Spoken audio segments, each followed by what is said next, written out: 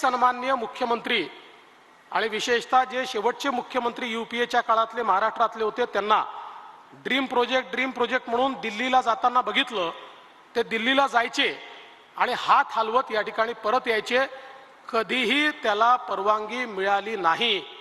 मोदी सरकार आलं आणि राज्यामध्ये महायुतीचं सरकार आलं, त्यानंतर आम्ही या प्रवासाला सुरुवात केली। मला आजही आठवतं 5 बैठका केंद्र सरकार सोबत झाल्या आणि यातल्या प्रत्येक प्रॉब्लेमचा सोल्युशन आम्ही त्या ठिकाणी काढू लागलो। ज्यावेळेस असा विषय आला की ठीक आहे आम्ही रेक्लेमेशनला परवानगी देऊ, पण रेक्लेमेशनमुळे या ठिकाणी सीआरझेडची लाईन बदलेल, आम्ही त्यांना अंडरटेकिंग दिलं। आम्ही सांगितलं आम्ही सीआरझेडची लाईन बदलणार नाही, कोस्टल रोड झाला तरी सीआरझेडची लाईन तीच असेल, अशा प्रकारचं पहिल्यांदा आम्ही त्यांना एक हे अंडरटेकिंग दिलं। त्यानंतर हा मुद्दा आला, म्हणजे मिटिंगा व्हायच्या, प्रत्येक वेळी नवीन मुद्दा यायचा। त्यानंतरचा मुद्दा आला की एवढी मोठी स्पेस तयार होते, 200 एकर स्पेस तयार होते, राज्य सरकार आणि महानगरपालिका या स्पेसमध्ये रिअल इस्टेट तयार करेल आणि त्यातनं सस्टेनेबिलिटी सगळी घालवली जाईल आणि तुम्ही जे म्हणता कोस्टल रोडमुळे इंधन वाचेल, कोस्टल रोडमुळे ट्रॅफिक जाम वाचेल, त्याच्या दुप्पट तुम्ही त्या ठिकाणी मोठ्या प्रमाणात बिल्डिंग्स तयार कराल आणि त्यामुळे आम्ही याला परवानगी देऊ शकत नाही।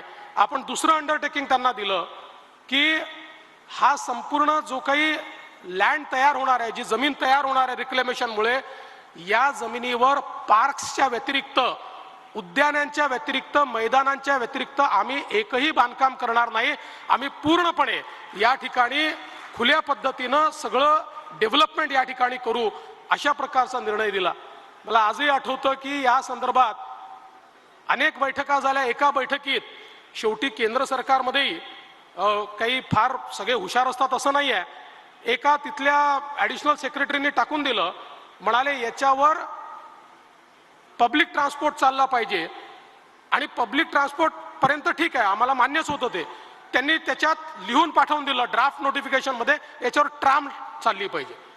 शेवटी पुन्हा मीटिंग घेतली आणि त्या मीटिंगमध्ये मी मंत्र्यांना सांगितलं, म्हटलं मोदी सरकार आहे, आधुनिक सरकार आहे, ट्राम कुठल्या जमान्यातली आहे, तुम्ही हे आमच्यावर त्या ठिकाणी टाकू शकता की अट एखादी की याच्यावर आम्हाला पब्लिक ट्रान्सपोर्ट चालवायचंच आहे, पण तुम्ही ट्राम चालवा म्हणताय, म्हणजे आम्ही वेगाने पुढे न्यायचं आहे का दुगदुग गाडीमध्ये पुढे न्यायचं आहे, आणि मग ती अट देखील त्या ठिकाणी वगळण्यात आली।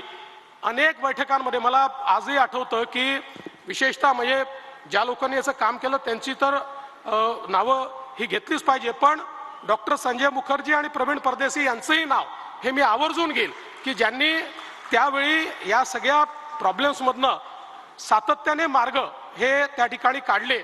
आणि मला आजही आठवतं की जी एक बैठक झाली, त्या बैठकीमध्ये शेवटी मी नाराज झालो आणि मी त्यांना सांगितलं की मी आता मोदीजींकडे जाऊन तक्रार करतो की हे डिपार्टमेंट तुमच्या सरकारप्रमाणे चालत नाहीये।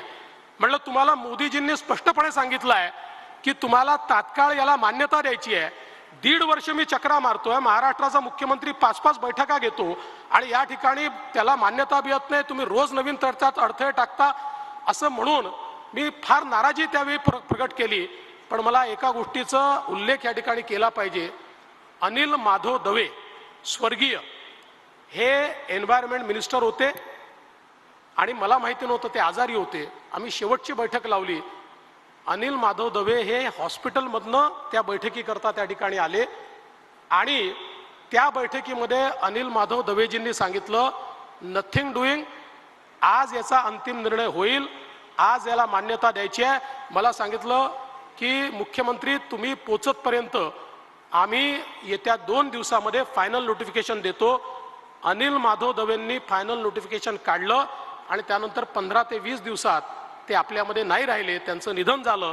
त्यामुळे त्यांची देखील आठवण या निमित्ताने करणं अत्यंत गरजेचं आहे, कारण याला जी अंतिम मान्यता आहे ती त्यांच्यामुळे या ठिकाणी मिळाली।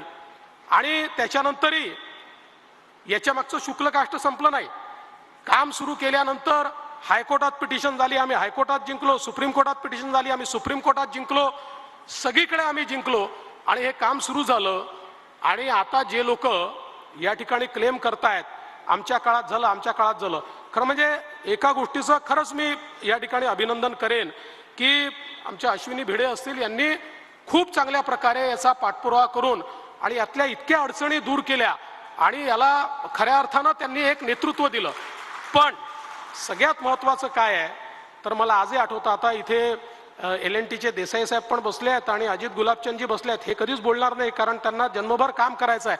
पण मी विरोधी पक्ष नेता होतो, माझ्याकडे यांचे लोक म्हणजे यांचे कुणाचे मी सांगत नाही ना, तर ते बिचारे अडचणीत यायचे, हे सातत्याने यायचे आणि मुख्यमंत्री महोदय सांगायचे की कसं काम करायचं, इतकी वसुली चालली आहे, आम्हाला या ठिकाणी कामच करता येत नाही, आम्हाला एक ट्रक न्यायचा आहे तरी वसुली, आम्हाला खोदायचं आहे तरी वसुली, आमच्याच लोकांना कामं द्या, याच रेटनी कामं द्या, अशाच प्रकारे कामं द्या. अशा प्रकारचा आता कोण त्यावेळी इकडे आमदार होते वगैरे मी ते काही बोलणार नाही, ते सगळ्यांना माहिती आहे कोण काय करत होतं. पण अशा प्रकारचं इतक्या मोठ्या प्रमाणात त्यांच्यावर दबाव असायचा